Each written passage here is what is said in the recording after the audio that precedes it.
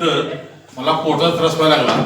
पण हे डॉक्टर माझे खात्रीचे विश्वासी डॉक्टर असल्यामुळं त्यांना त्या सर्दी पडशापासून ते मोठमोठे जे आजार रोग आहेत ते त्यांना माहिती. मग माझा त्याच्यावर काही विश्वास मग आपल्या डॉक्टर काही खोटं बोलत नाही, आपल्याला फसवत नाही. मग त्या याच्यामध्ये डॉक्टरांना मी काय सांगितलं की आता माझा मुलगा हेड कॉन्स्टेबल आहे, ते 18 वर्ष नोकरी झाली आहे, माझ्या दोन्ही मुली टीचर आहेत आणि मी नियोजन सगळं केलं. नियोजनाची व्याख्या काय, उपलब्ध पैसा असणाऱ्या गरजा मिळणारा वेळेचा ताळमेळ घालून केलेला खर्च म्हणजे नियोजन होईल. मुलं ही आपली संपत्ती असतात, त्यांना घडावं तर नंतर आपल्याला सुख आहे. आता मुलगी माझी फलटणला कॉलेजला मी तिकडे जर गेलो तर म्हणले ना माझ्या गीता मॅडमचे पप्पा आहेत, आपले कॉलर तर आठवतील वर भरून येतो. तर पोराकडे जर गेलो तरी माझ्यात आपल्या या मनोज भाई त्यांचे पप्पा आहेत, लय भारी वाटतं मस्त मध्ये. तर त्यांच्यासाठी तर आपण केलंच पाहिजे सगळं.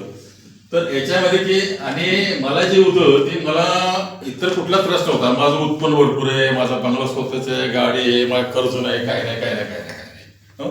माझ्या 2 ठिकाणी शेती आहे, माझ्या एका ठिकाणी शेती सस्ते वडील आहे, माझी बहीण करते. बहीण त्यांना तुम्हीच करा, काय द्यायचं ते आम्हाला द्या.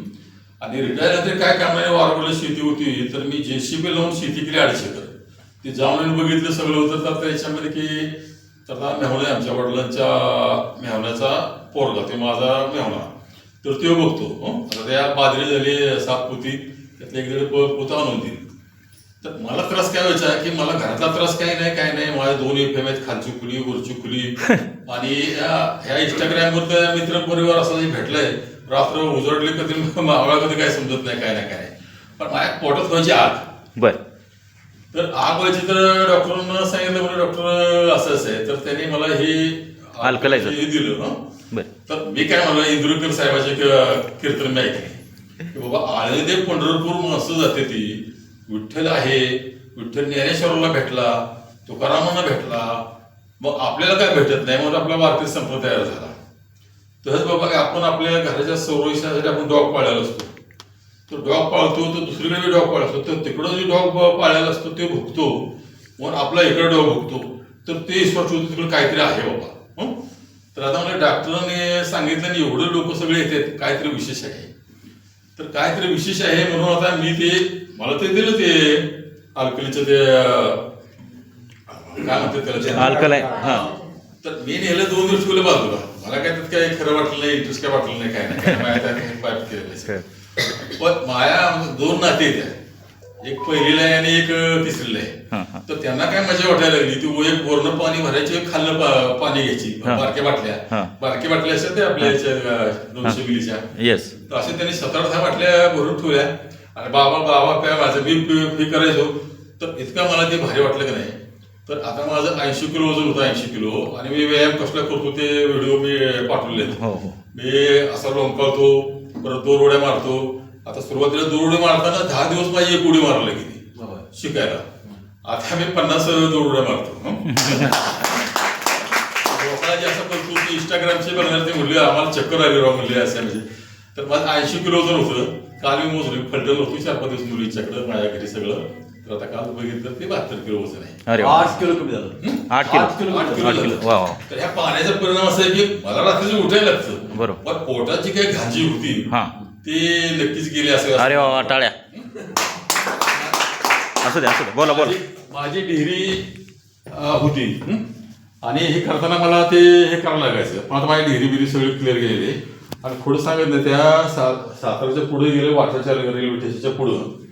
तर तिथं एक मायाभूमी म्हणून हॉटेल मिसळ प्रसिद्ध. तर जाता येता मी ठरतो. आता मी माझी मिसेस आणि आमची नाता मी गेलो. तर मला त्यांनी विचारलं ह्या कोण आहेत. म्हणलं माझी बायको आहे सगळं. आणि नंतर मग काल मी येताना, आता परवा ते आली साताराला, सगळ्या गाड्या आली आणि मी काल येताना पाठीमागून आलो. म्हणलं मॅडम मला परवा तुम्ही असं काय विचारलो. नाही मग त्या जरा वयस्कर वाटतात. त्या माझ्यापेक्षा 10 वर्ष कमी आहेत. त्यांच्यापेक्षा मी वयस्कर वाटत.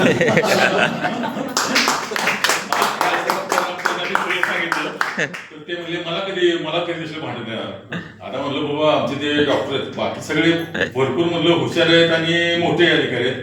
पण मला डॉक्टरांच्या जनावरांचे विश्वास आहेत, त्यांच्यावर तुम्हाला घेऊन येतो आणि ते तुम्हाला सांगतात त्याप्रमाणे तुम्ही आपलं करा. बरोबर. आता त्याच्यामध्ये आता मला तर फरक पडला होता. Okay, very good. हो, मला तर मी आता लिखाण करत असताना मला ते त्या कॅप्रोल लॅप्रोलला पोर वगैरे ही घेतली होती. पण माझा स्टॅमिना असतो की मी घ्यायला जर बसलो की 10 तासामध्ये लिखाणी होणार. हो. त्याच्यामध्ये पण मध्ये ब्रेक येणार असलं की याच्यामध्ये की चहा पिणार साईडला जाऊन सिगरेट ओढून परत मागायला येणार. पण तुरतुरी येणार सारखं मी फ्रेशच वाटणार. मग त्याचं रहस्य काय रहस्य म्हणजे व्यसन मी त्या आता माझ्या मुली जशा मोठ्या झाल्या की नाही हायस्कूलला ह्याला जर मी सगळं ते व्यसन सगळं सोडून दिली सगळे त्यातले व्यसन सगळं सर्व संपन्न केलं वाटच नाही काय नाही. बरोबर खरं आम्ही सगळे सांगून टाकलेलं आणि सिव्हिल हॉस्पिटलमध्ये जाऊन मी एकदम म्हणजे 2006ला संपूर्ण चेकअप करून घेतले सगळं सोडून दिलेलं तंबाखू फक्त चहा काय.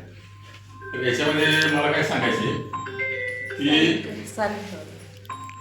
आता हे ह्यातलं झालं की आहे भांडं जे ज्यांना आणखी काय काय असेल की लोकांनी स्पष्ट ठेवावा आणि ते घ्यावं. आणि आपल्यासाठी आपण केलं की नाही तसंच आपण आपलं संसार करतोय तसं आपण संसाराबरोबर आपलं समाज कार्य करावं.